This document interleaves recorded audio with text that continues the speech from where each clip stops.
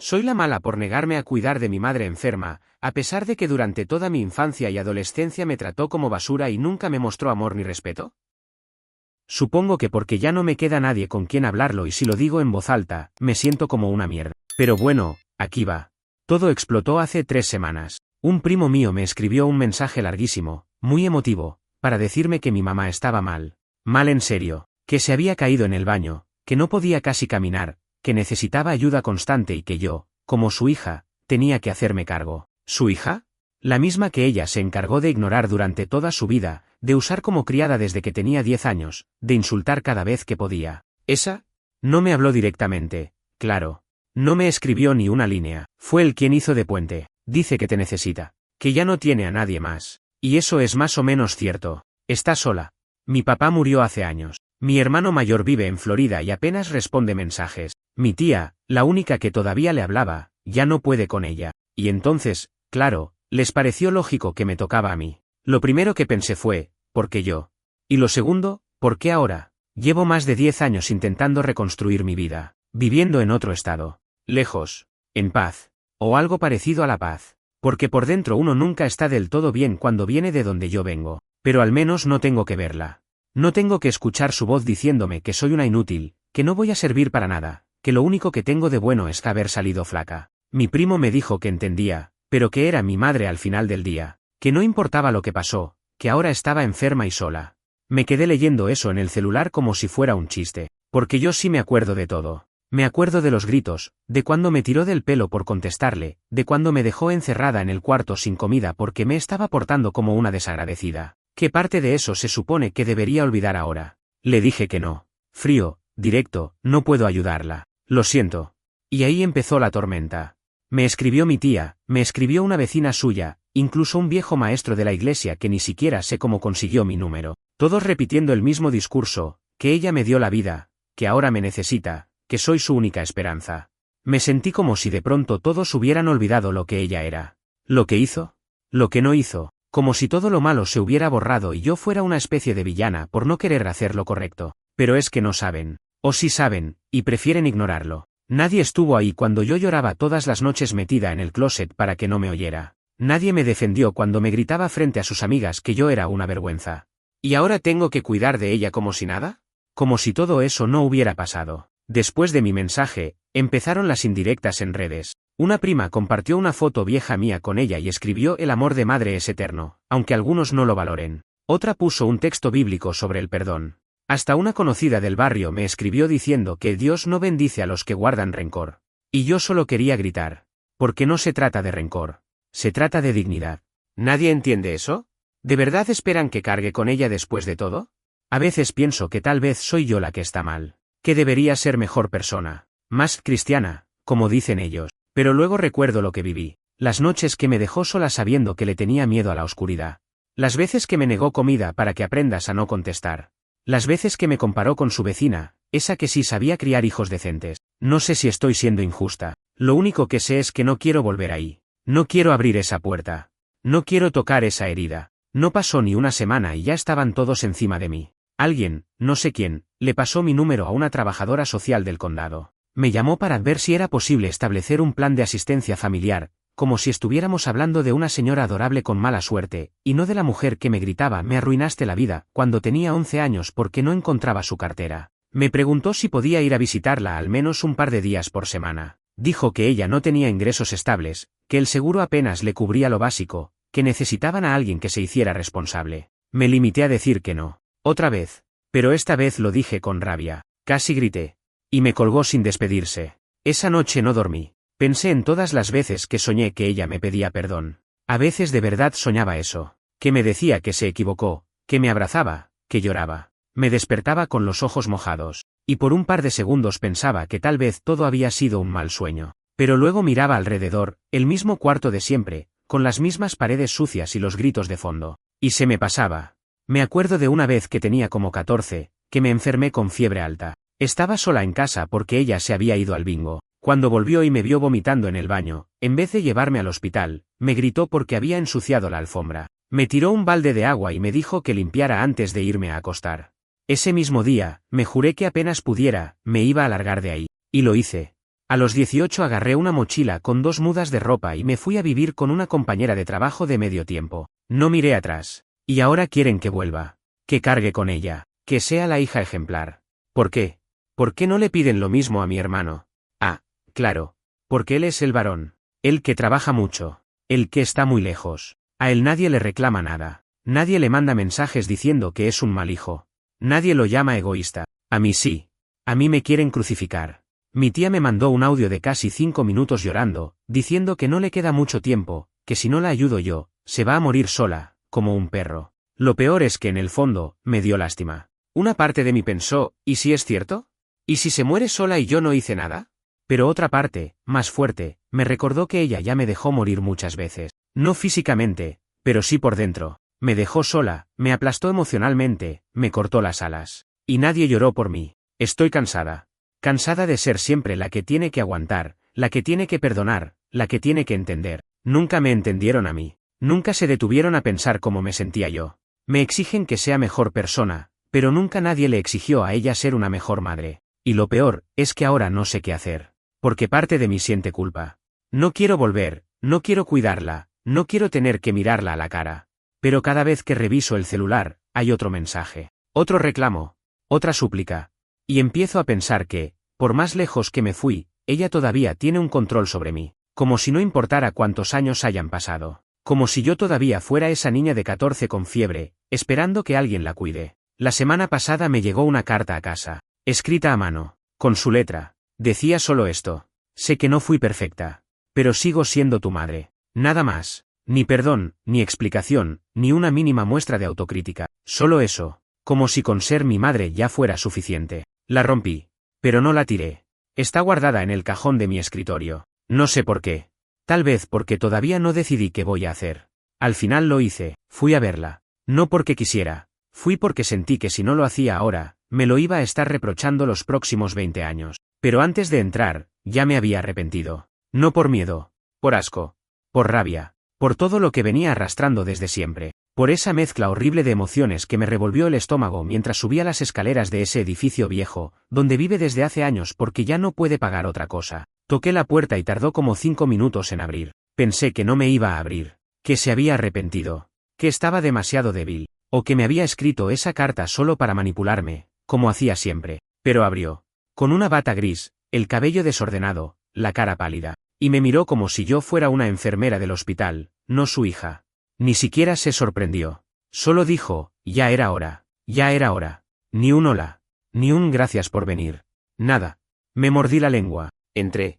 El lugar estaba hecho mierda. Olor a humedad, platos sucios, la mesa llena de papeles médicos, y una radio prendida con noticias en volumen bajísimo. Se movía con dificultad, eso sí. No estaba fingiendo. Tenía una venda en la pierna, usaba bastón, y caminaba con esa lentitud de quien está a un resbalón de quedarse en el piso. Le pregunté qué necesitaba. Me dijo que fuera a comprarle unas cosas al súper. Me dio una lista arrugada con letra de garabato, yogur, pan integral, unas medicinas de la farmacia. Ni una palabra más. Como si yo no me hubiera ido hace años. Como si no hubiéramos pasado una década sin hablarnos. Como si nada. Salí a comprarle lo que pidió. Mientras esperaba en la fila de la farmacia, pensé que tal vez estaba en shock. Que era su forma de no mostrar debilidad. Que no sabía cómo pedirme perdón. Pero cuando volví, seguía igual. No me miró. No preguntó nada de mi vida. Me senté en una de las sillas, y ni siquiera me ofreció agua. Le dejé las cosas, y cuando me iba a levantar para irme, me suelta, ¿vas a venir mañana? No me preguntó si podía. Ni si tenía tiempo. Ni si quería. Solo lo dijo como una orden. Ahí se me salió todo. Le dije que no estaba ahí para cuidarla como una empleada. Que no era su responsabilidad automática. Que me había hecho mierda toda la vida. Y que bastante generosa estaba siendo solo con haber cruzado esa puerta. Me miró con cara de piedra, y me dijo, ¿todavía seguís con eso? Ya estás grande, supéralo. Fue como un golpe en el pecho. Esa frase, tan seca, tan descarada, tan típica de ella, me hizo pararme de la silla con una fuerza que no sabía que tenía. Le dije que no la odiaba, pero que tampoco la quería, que había hecho demasiadas cosas como para que yo ahora le sirviera un plato de sopa como si fuéramos madre e hija de verdad. Y me fui. Cerré la puerta fuerte. En el pasillo me temblaban las piernas, sentía que iba a vomitar. Cuando llegué a casa, tenía 5 llamadas perdidas de mi tía. Le había contado todo. Pero claro, su versión, que la había insultado, que la había abandonado, que la traté como si no valiera nada. Otra vez, yo la mala, yo, la hija sin corazón. Ese día no atendí a nadie. Me tiré en la cama y no me moví hasta la mañana siguiente. Y ahí fue cuando me entró otra duda. Si había hecho bien en ir. Si tenía sentido intentar algo con una persona que nunca va a cambiar. Si todo esto valía la pena. Y entonces me llegó un mensaje. De mi hermano. Después de años sin hablar. Solo decía, ¿podemos hablar? Me enteré de todo. No me lo esperaba. Mi hermano y yo no hablábamos desde hace años. No porque peleamos, sino porque simplemente dejamos de hablar. Se fue a Florida cuando yo tenía 20, creo. Apenas me saludó el día que hizo las maletas. Él también quería escapar, pero nunca lo dijo así. Dijo que tenía un trabajo allá, que era una buena oportunidad. Pero yo sabía que era lo mismo que yo hice después, desaparecer. Le respondí. Le dije que sí. Que podíamos hablar.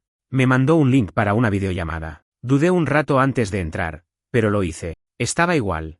Un poco más canoso, pero con esa misma cara de siempre, como si nada lo afectara demasiado. Me dijo que se había enterado por nuestra tía, y que quería saber mi versión. Que sabía que mamá era difícil. Difícil, dijo. Me reí. No de burla. De cansancio. Le conté todo. Desde el principio. Desde lo del primo, la carta, hasta la visita. Me escuchó sin interrumpir. Solo al final, dijo algo que me dejó helada. Yo no pienso volver tampoco. Le pregunté si era porque no podía o porque no quería. Y me respondió algo que todavía estoy masticando. Porque nunca se lo ganó. Yo solo quería salir vivo de esa casa. Lo logré. No pienso volver a hundirme por culpa de ella. No lo juzgué.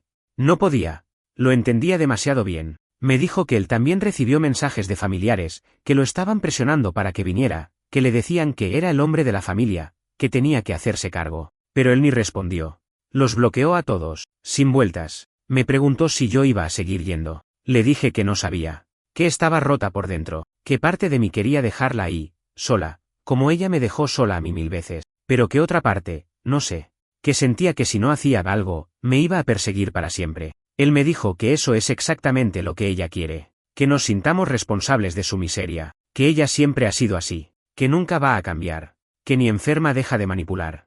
Y lo peor es que tenía razón, porque al día siguiente, me llamó. Otra vez. No mi mamá, no mi tía. Otra vez. Diciendo que mi madre había tenido una recaída, que estaba con vómitos, con fiebre, que la encontraron deshidratada, que necesitaban que alguien se quedara a dormir con ella al menos por unos días, que yo era la única opción realista. Me sentí como una presa, como si estuvieran esperando el momento justo para cerrar la trampa. Y esta vez, no contesté. No dije que sí, pero tampoco dije que no. Colgué sin responder nada, y eso fue peor. Porque me pasé la noche sin poder dormir, sintiendo que estaba fallando como ser humano, que por más mierda que haya sido ella, no debería dejarla tirada así. Esa madrugada, recibí un mensaje, no de mi tía, de ella. Mi madre. Un solo mensaje. Casi sin puntuación. Sé que hice cosas mal pero estoy enferma de verdad, no puedo sola, por favor no me dejes morir así. No lo borré. Pero no supe qué responder. Me quedé ahí, con el celular en la mano, sintiéndome la peor persona del mundo. Y entonces me acordé de algo. Tenía 13 años. Me caí en el colegio y me lastimé la rodilla. El director llamó a casa. Nadie fue a buscarme. Caminé las 10 cuadras sola, sangrando, con la mochila colgando de un brazo. Cuando llegué, ella me dijo que no podía estar pendiente de cada estupidez. Me echó en cara que estaba cansada, que no tenía tiempo para dramas. Me dejó sola todo el día, con una toalla vieja sobre la herida. Pasaron 3 días sin que yo respondiera. Ni al mensaje de ella, ni a las llamadas de mi tía. Me encerré. No salí, no trabajé, no comí casi nada. Me sentía en una especie de limbo emocional. Como si cualquier decisión que tomara iba a arrastrarme hacia algún lugar del que ya no iba a poder salir. Pero entonces, la cosa se puso peor. Una vecina de mi mamá me contactó por Facebook. Nunca habíamos hablado antes, ni siquiera sabía que ella sabía quién era yo. Me mandó un mensaje muy correcto, casi amable. Me dijo que me escribía porque estaba preocupada. Que mi madre llevaba 2 días sin levantarse de la cama. Que apenas comía. Que la había oído llorar en la madrugada. Y que entendía que yo debía tener mis razones, pero que tal vez era momento de hacer a un lado las diferencias. Apenas terminé de leerlo, me largué a llorar. No de tristeza, de furia. Porque ni siquiera una mujer completamente ajena a mi vida se tomaba un segundo para preguntarme qué carajo me había hecho esa señora. Porque todas las personas a su alrededor estaban repitiendo el mismo libreto: es tu madre, ayúdala. Como si ser madre fuera una especie de título que perdona todo. Como si el hecho de haberme parido borrara todos los años que me trató como basura. Pero ese mismo día pasó algo que no me esperaba. Mi hermano me mandó un mensaje. Otro.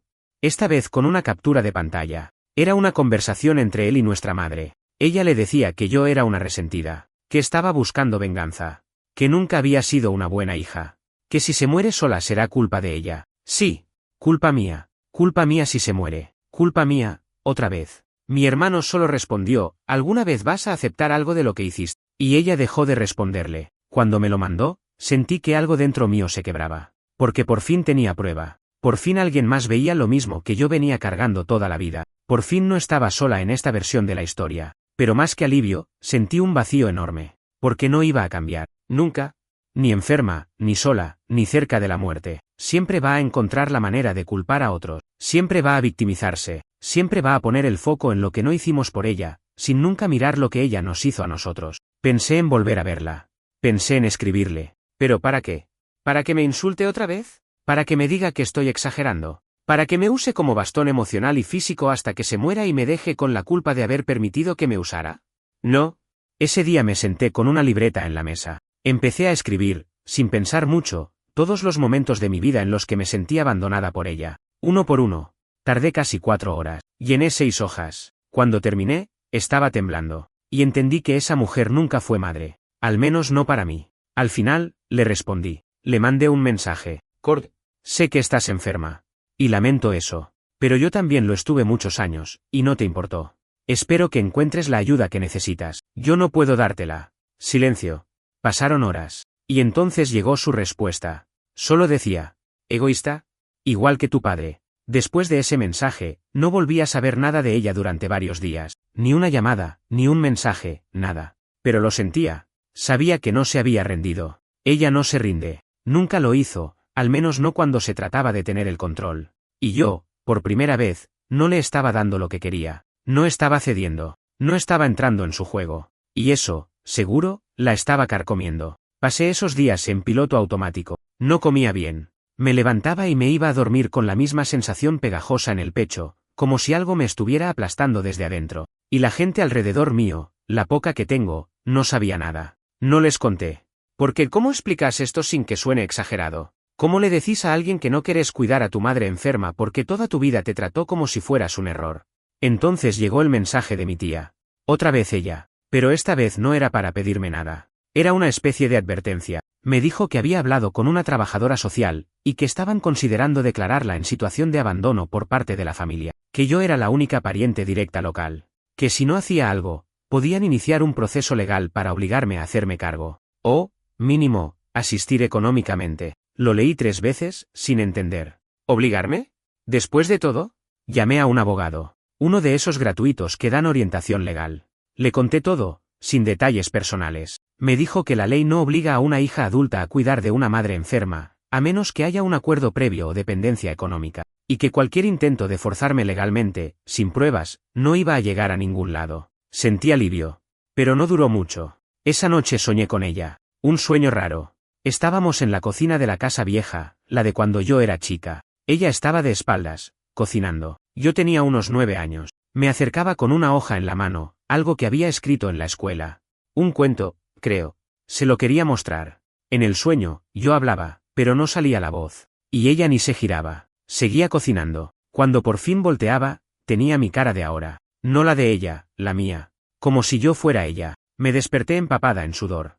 No sé cómo explicarlo, pero algo cambió después de ese sueño. Al día siguiente, fui a verla otra vez. No sé si por miedo, por culpa o porque necesitaba una especie de cierre. Cuando abrí la puerta, tenía una copia de la llave vieja, de cuando vivía ahí. Ella estaba en la cama. No se levantó. Me miró de reojo. No dijo nada. Me acerqué. Estaba más delgada. Tenía esa cara apagada que se ve en los hospitales, pero con los ojos vivos, lúcidos, agudos, como siempre. Le pregunté si necesitaba algo. Dijo que no. Me senté en una silla al lado, sin saber por qué estaba ahí. Y entonces me habló. Sin mirarme. No me odies más. Ya está. No fue un pedido de perdón. No fue una disculpa. Fue una orden. No te odio, le dije. Pero no puedo cuidar de vos. No puedo borrarme todo lo que pasó. Volteó la cara. Me dijo algo bajito. Tuve que acercarme para escuchar. Sos igual a él. Me largué a reír. Una risa seca. Vacía. Porque eso era lo que más odiaba de mí, que no era como ella. Y ahora, hasta eso lo usaba para herirme. Me paré.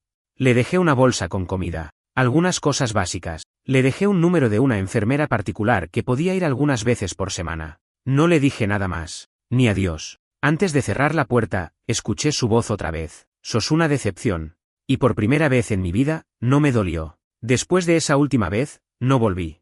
Me mantuve firme. No por orgullo, ni por venganza. Simplemente porque no había más nada que hacer. Ya había cerrado el círculo, o al menos eso me repetía. Cada tanto me preguntaba si estaría viva todavía, si alguien la habría visitado. Pero no hacía nada con la duda. No buscaba. No llamaba. Me enfoqué en mi trabajo, en mi rutina, en ponerme entera. O al menos intentarlo. Pero hace una semana, otra vez, la realidad se metió a la fuerza. Un número desconocido me llamó al mediodía. No contesté. Dejaron un mensaje. Era del hospital. Mi madre había sido internada de urgencia. Complicaciones respiratorias. Pidieron que un familiar se hiciera presente para firmar unos papeles. El tono era frío, técnico. Como si yo fuera un dato más en una planilla. Y ahí se me vino todo encima de nuevo. Me quedé paralizada. No sabía si tenía que correr para allá o apagar el teléfono y seguir como si no hubiera escuchado nada. Pensé en todas las cosas que había hecho mal. Pensé en lo que otros dirían si sabían que la dejé sola. Pensé en el karma, en la muerte, en si algún día iba a arrepentirme de todo esto. Y después pensé en mí. En la que fui. En la que todavía estaba reconstruyendo. Me forcé a recordar una noche en la que me encerró en el cuarto por 3 horas sin luz porque me olvidé de sacar la basura. Tenía 11 años. Me gritó que era una desagradecida, que le estaba arruinando la vida, que mejor me hubiera muerto como el otro que perdió antes de nacer. Sí. Eso me lo dijo. Y me acuerdo. Me acuerdo perfecto. No fui al hospital ese día. En vez de eso, llamé a la enfermera que le recomendé la última vez. Una señora grande, de voz dulce, que ya la había visitado antes y que no me preguntó nada. Solo dijo, yo voy. Pagado de mi bolsillo. No por ella. Por mí. Para que nadie me viniera después con que la dejé morir como un perro. Para no cargar con eso. Pero hasta ahí llegaba mi responsabilidad. 3 días después, me llamaron de nuevo. Esta vez, una doctora. Me explicó que mi madre estaba estable, pero que no podía volver a vivir sola. Que no tenía condiciones para cuidar de sí misma. Me preguntó si pensaba llevármela a casa, si podía hacerme cargo. Le dije que no. Le expliqué lo mínimo. Le dije que no tenía relación con ella, que no podía hacerme cargo, que busquen otra vía. No me juzgó. Solo me dijo que entendía. Y colgó.